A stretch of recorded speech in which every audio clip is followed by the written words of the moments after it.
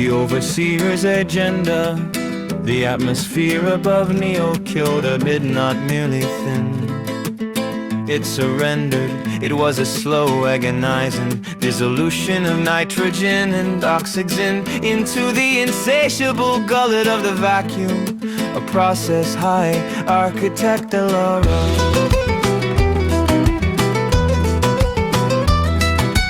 Voice monitored with the detached precision of a mortician. Below the transparent plating of the observation spire, the city hung like a cluster of frozen diamonds against the velvet throat of the abyss.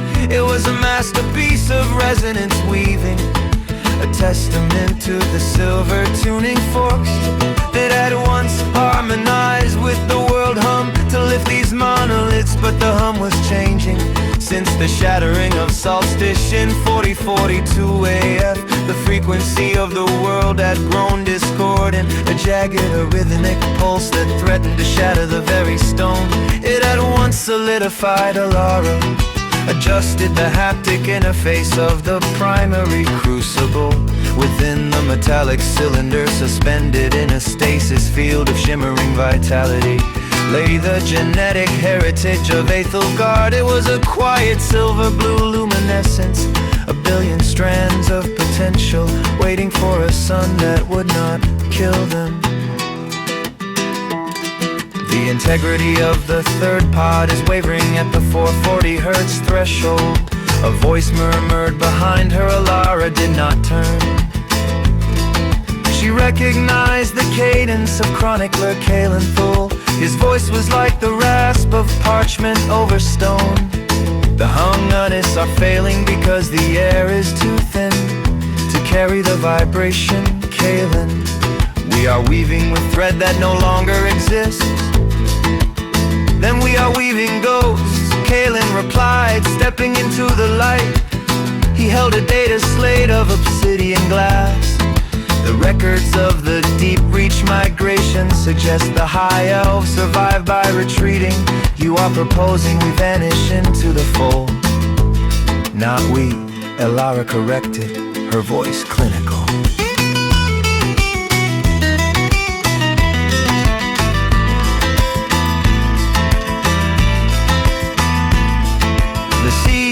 The biological essence, the void drive cannot sustain the complexity of a conscious mind over the distances required to find a stable resonance. Void sickness is not a mere ailment, it is the unraveling of the soul's frequency. We send the blueprint, not the building. She moved her hands in a series of sharp, rhythmic gestures, her silver tuning forks catching the dim amber light of the distant broken sun. A low tone rippled through the room, causing the air to momentarily thicken, turning the oxygen into a semi-solid crystalline lattice that reinforced the pod's hull. The heavy pressurized doors of the sanctum hissed open. The sound was the labored groan of machinery starved of maintenance. Overseer Joran Grail entered. He did not walk, he marched, his presence a deliberate intrusion. Grail wore the ceremonial regalia of the High Council, a mantle of lead-lined silk to shield him from the cosmic radiation leaking through the spire's failing shields. His eyes sharpened by the inhalation of Chronos. Engine shards darted with a frantic precognitive energy. He saw the world 3 seconds before it happened, a gift that had left his skin translucent and his veins a map of shattered indigo. Architect Grail said, his voice a booming baritone.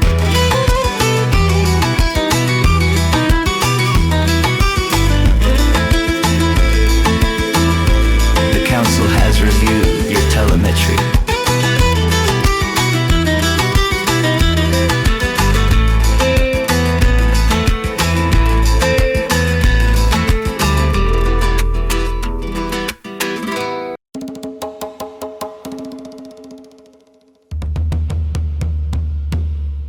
They find your Golgoth initiative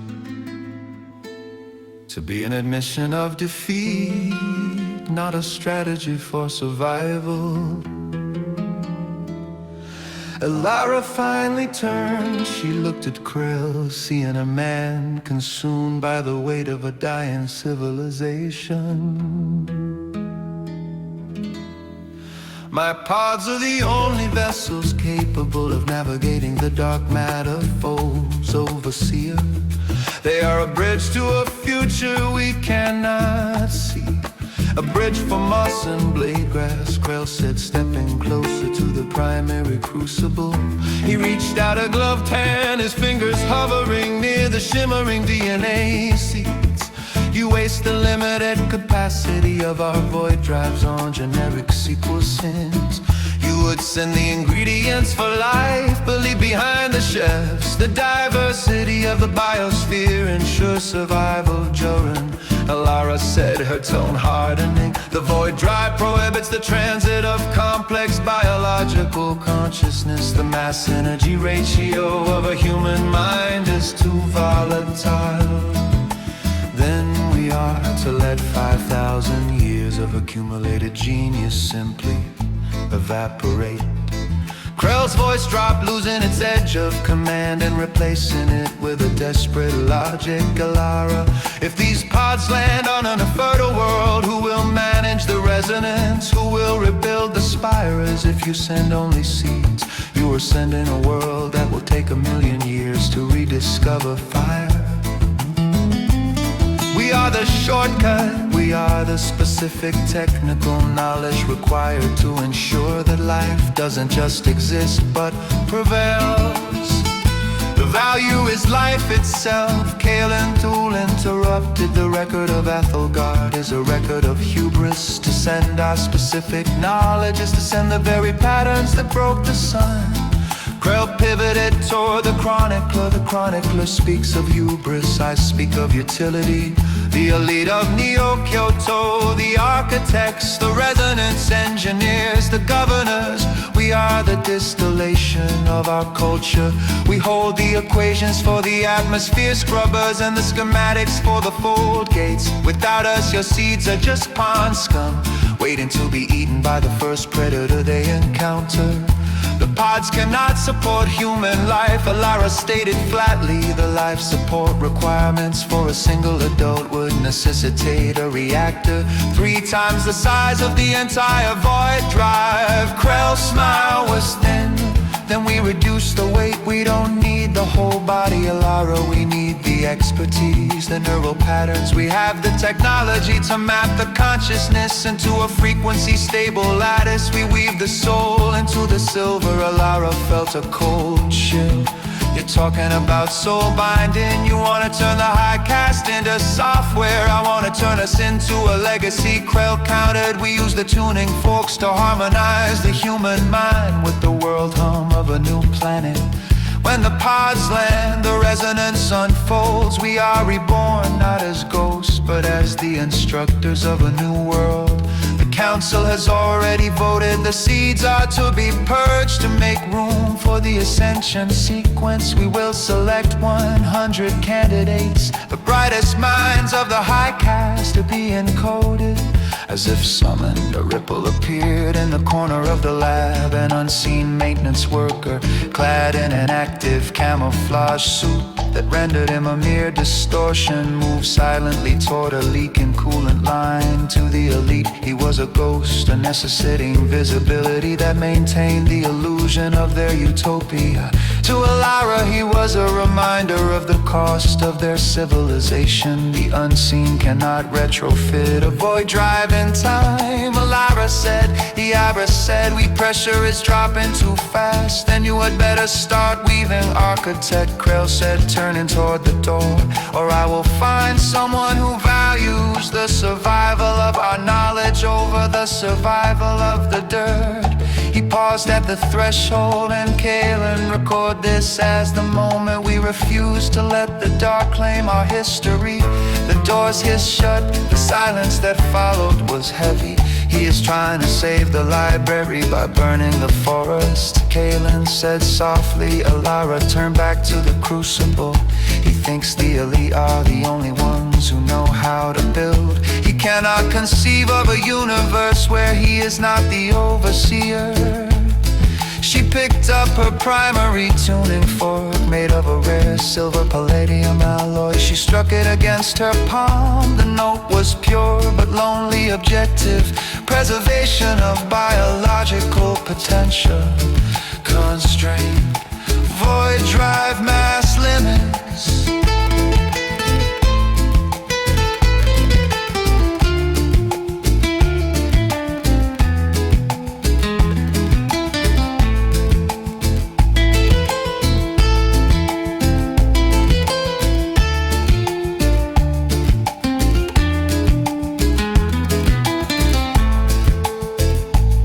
Demand for expertise, solution, subversion of the resonance matrix. She said her eyes never leaving the crucible. Tell me about the unseen in your records. What is their origin? Kaelin blinked. They were the architects of the subterranean vaults. When the high elves returned to the surface, those who remained in the dark became the maintenance cast.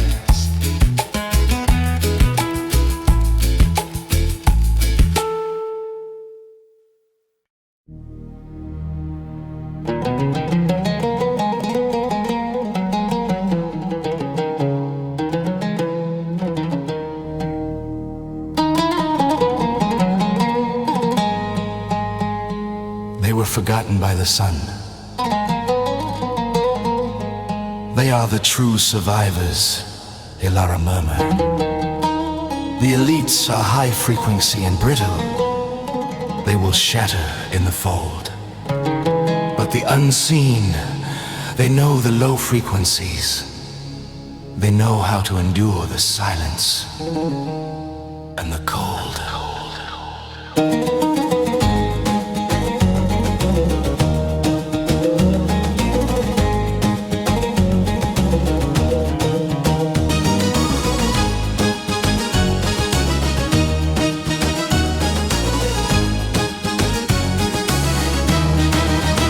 She looked at the distortion in the room.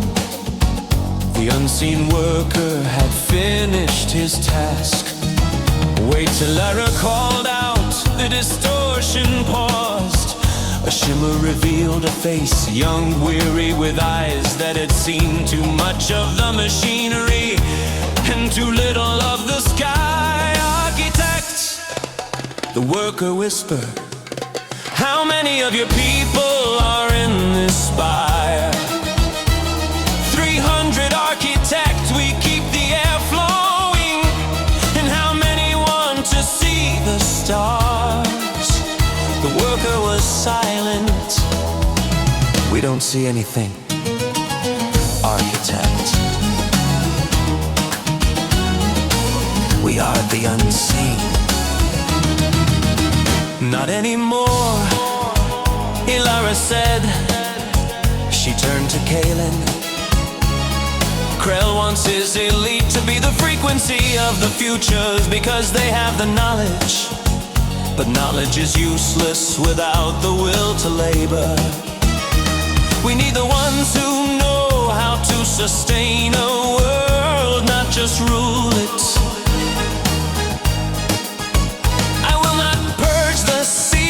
And I will not bind the elite. I will weave the unseen with the seeds. Kaelin's eyes widened. A symbiotic frequency. The vitality of the seeds will sustain the consciousness of the unseen. And the unseen will guide the seeds through the void. Exactly, Ilara said. Grail wants acquirer of kings. I am giving the new world a foundation of builders. Ilara returned to her work. The silver tuning fork danced in her hands. A melodic pattern that began to hum with a new, deeper resonance. Outside the twilight of Aethelgard deepened. The great sun gate pulsed with a dying violet light. She brevity of the sensors. Oxygen, 12%.